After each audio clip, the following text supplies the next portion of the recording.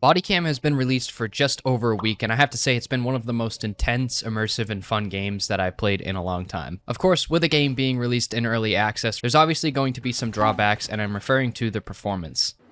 Wow, it's just like real life, man. What the?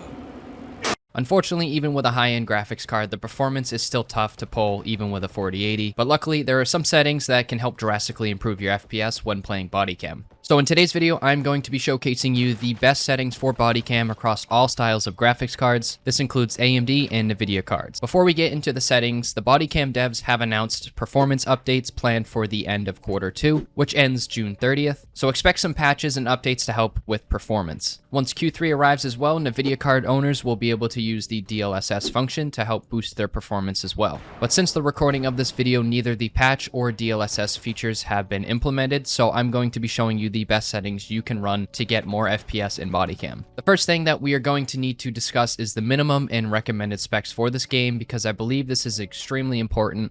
I don't expect people to be running this game on older hardware like a GTX 970, but there are still some gamers out there that are still running older gen hardware. I will throw up on screen right now the minimum and recommended specs from the developers themselves.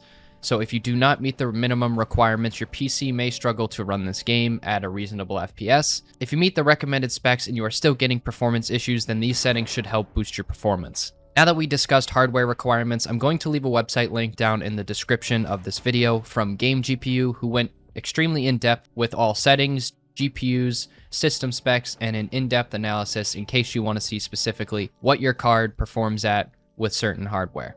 But here are the best settings I recommend, and I will explain why once we go over them. So first, head over to the Settings tab in the main menu, then head to Video. The game is going to automatically set your window mode to borderless. And basically what this means is it's going to always look for your standard aspect ratio. So if you want to play the game in a different aspect ratio, you will need to flip the windowed mode to full screen mode. Then you can choose the aspect ratio that you are looking for. Next, in the same window under Performance, turn off VSync and leave your FPS unlocked. VSync is terrible in almost all games, and you will almost always want to turn this off. It's never good to have this on. Even developers themselves say if they could take this feature out of their game, they would, but they always have to put it in. Now that we are done with this section, let's head to the Graphics tab under Video as well. These are going to be the most important settings that you will need to apply in order to boost FPS improvement. Under Resolution, you will have the option to choose AMD FS3 and AMD FSR 3 frame generation. These settings are the equivalent of DLSS, but for AMD.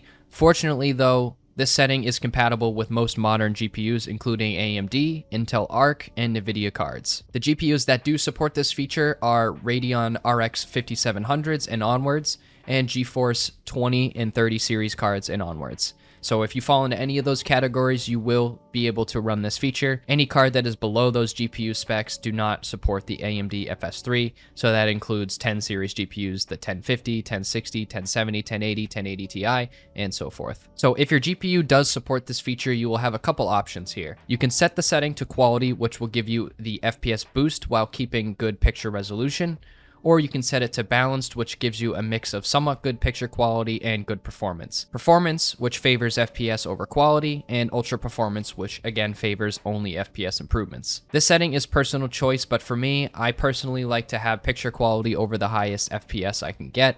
So in my opinion, I recommend turning it and running it on quality or balanced. But if you're struggling to get over 60 frames in this game and you want to try and match the refresh rate of your monitor, I highly recommend turning on the AMD FSR and the frame generation.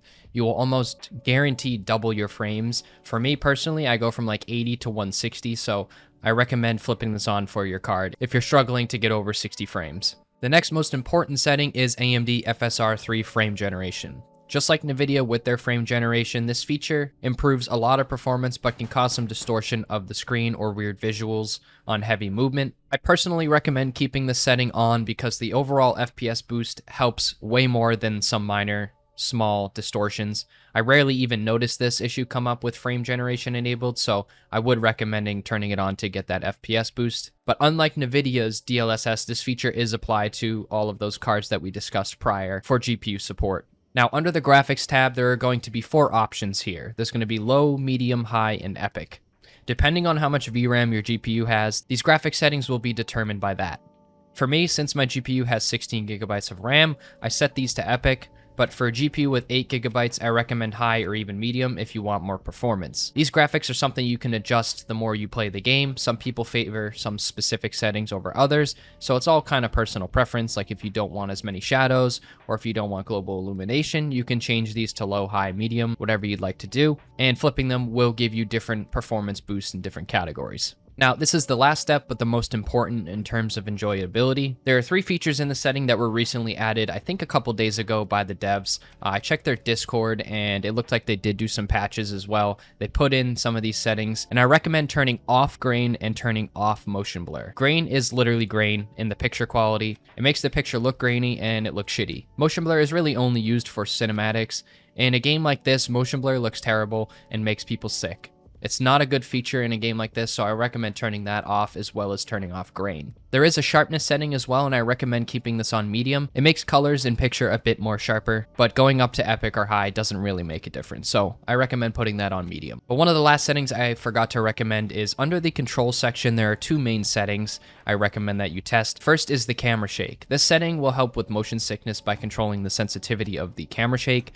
For me, I turn it all the way down to 0. I don't want to have any camera shake in my gameplay, and typically you don't want camera shake in any gameplay or any game itself unless you're trying to play for that cinematic feel. Like say you're in a battlefield and bombs are going off next to you and you want your camera to kind of react to those. That's when you would keep it on, but typically you're not going to want to have that on. The second setting is auto lean. This is pretty self-explanatory, but when you walk up to a corner or an object, it will auto-lean your character around that object, depending which way you lean, left or right. In a game like this with close quarters combat, turning this feature off will help your gameplay and motion sickness if you encounter any in body cam. I can see this being a problem if you're just about to round the corner and you didn't hit Q or E and it auto-leans for you and you get your head shot off. So turning that off will definitely help. So to come full circle for the best settings in body cam, you're going to want to have that AMD FSR3 and FS3 enabled. That's going to be the biggest FPS improvement for all types of cards. I highly recommend you turn this on. Like I said previously, it's going to double your frame rate and you will not regret it. Everything else is subjected to your opinion, so if you want to have high, low, medium settings, that's totally up to you and your computer's hardware. But the main key takeaway is having that AMD feature on until DLSS is out if you have a NVIDIA card. And obviously turn off motion blur, turn off film grain, and turn off VSync.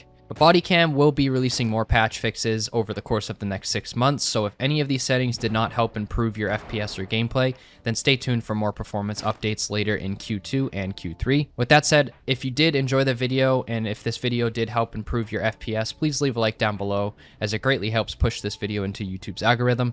And consider subscribing for more content. I'm getting extremely close to achieving my goal of 5,000 subscribers, so it would mean the world to me if you did drop a sub. If you have played Bodycam, let me know down in the comments what your thoughts are on the game, and if you have any experience in the game, I'd love to hear your thoughts down below. But as always, I hope you guys have a wonderful rest of your day or night. Whatever it may be, take care, and I'll catch you guys in the next video. Later.